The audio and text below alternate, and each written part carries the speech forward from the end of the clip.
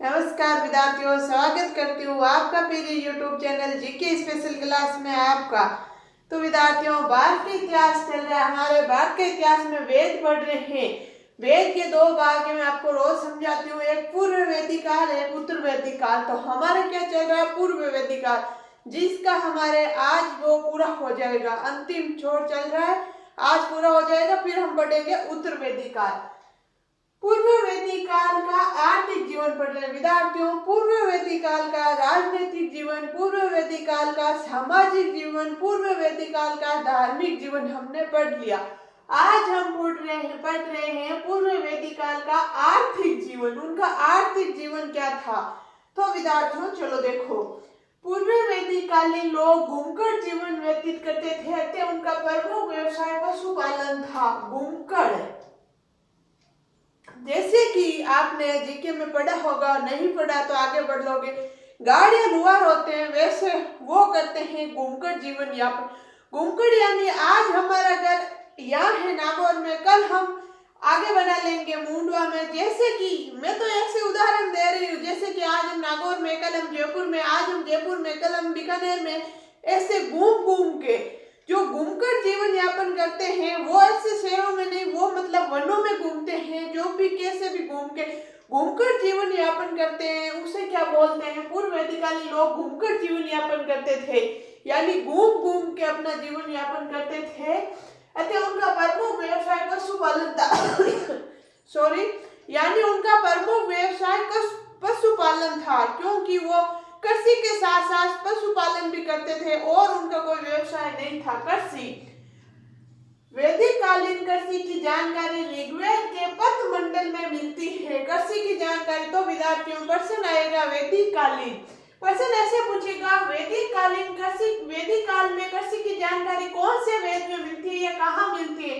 तो ऋग्वेद के पथ मंडल से मिलती है विद्यार्थियों। ऐसे ही प्रश्न आते हैं, ये बीच में से उठाते हैं एग्जाम में आजकल, क्योंकि आपको पता है ना आजकल कंपटीशन हो गया ज्यादा, तो ऐसे ही उठाते हैं बीच बीच में। जो निचोड़ के पढ़ेगा वही आगे जाएगा, तो पूरा निचोड़ के पढ़ना, ऐसे नहीं। आपको पता है, मैंने एक कोचिंग कल परसों एक वीडियो देखा था, मैं नाम नहीं लेना चाहती किसी का, लेकिन बहुत बड़ी कोचिंग थी। तो वो सर क्या बोल रहे हैं कि आज के लोग ऊपर ऊपर से पढ़ना पसंद करते हैं, इसलिए मैं ऊपर ऊपर से लिखा। नहीं भाई, ऊपर ऊपर से कुछ नहीं होगा। मैं बोल रही हूँ, मैं खुद बता रही हूँ, आपको निचोड़ के ही पढ़ना पड़ेगा, तब जाके आप प्रश्न वहां सही कर पाओगे। क्यों? क्योंकि जब आप पूरी डिटेल से पढ़ लोगे, तो आपको अगर उनसे मिलता जुलता प्रश्न आएगा तो भी आप कर लोगे। आपको पता है एग्जाम में ज्योग्राफी में ज्यादा प्रश्न कैसे पूछता है? उससे मिलता हुआ, सेम टू सेम प्रश्न कभी नहीं आता, उससे मिलता हुआ। तो आप अगर ऐसे कर लोगे तो ही कर पाओगे, अगर पूरा नहीं पढ़ोगे तो नहीं कर पाओगे। तो विद्यार्थियों देखो, वैदिक कालीन कृषि की जानकारी ऋग्वेद के पथ मंडल से मिलती है। पूर्व वैदिक काल में लोग घूमकर जीवन जीते थे, इसे कृषि उनका गौण व्यवसाय था। इसलिए यहाँ सॉरी मैंने इससे लिख दिया, आप इसलिए लिख लेना। यहाँ पूर्व वैदिक काल में लोग घूमकर जीवन जीते थे, इसलिए कृषि उनका गौण व्यवसाय था तथा पशुपालन प्रमुख व्यवसाय था। गौण यानी कोई कन्फर्म नहीं था, पशुपालन उनका पक्का था। क्योंकि कृषि तो जैसे आज यहाँ कृषि मिल रही है, अगर कहीं और गए तो कृषि की सुविधा नहीं हो, कृषि करने की उनको जमीन उपलब्ध नहीं हो, तो वो गौण व्यवसाय था।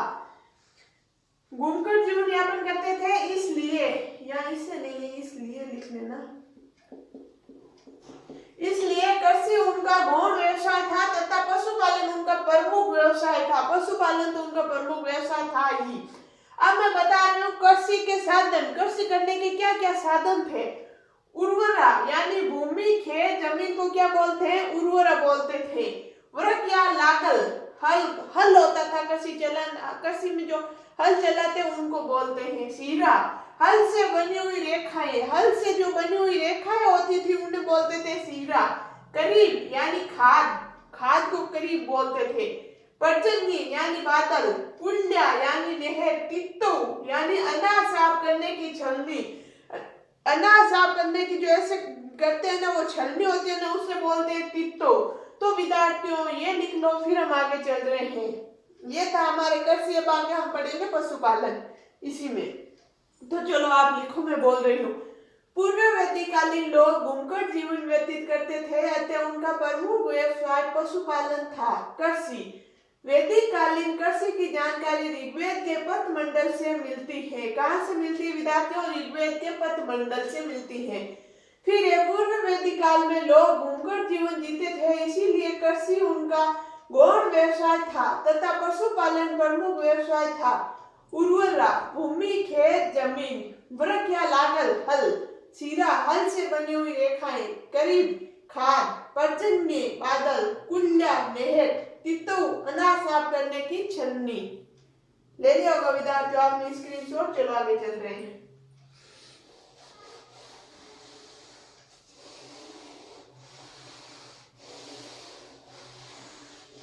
अब क्या देखेंगे हम? पशुपालन।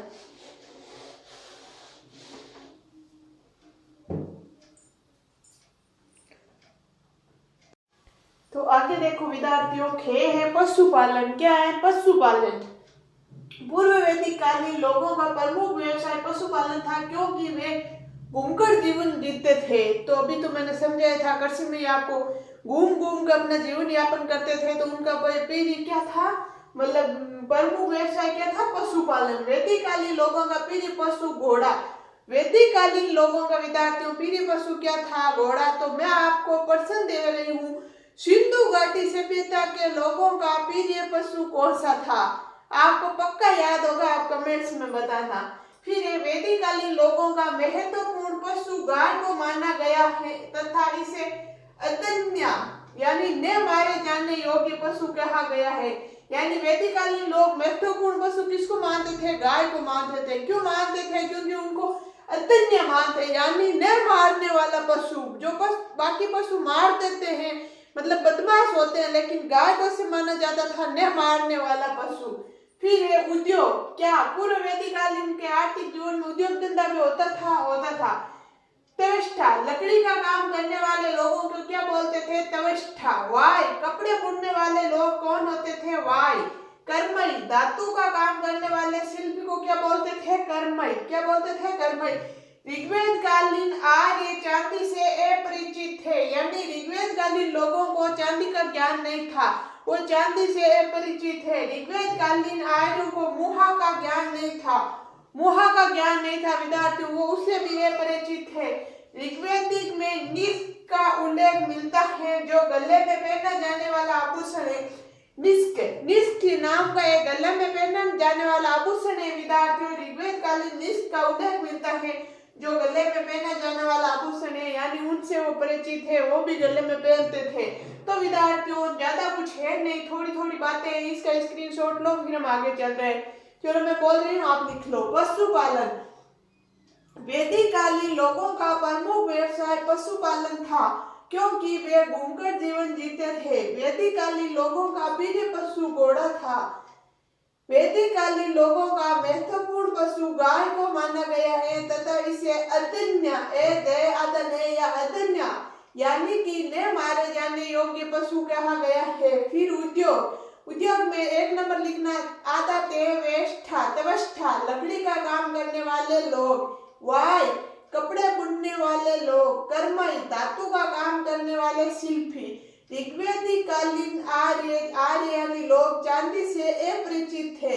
ऋग्वेद कालीन आर्यों को मुहा का ज्ञान भी नहीं था। ऋग्वेद में निष्क का उल्लेख मिलता है, जो गले में पहना जाने वाला आभूषण था। विद्यार्थियों आपने स्क्रीनशॉट ले लिया होगा।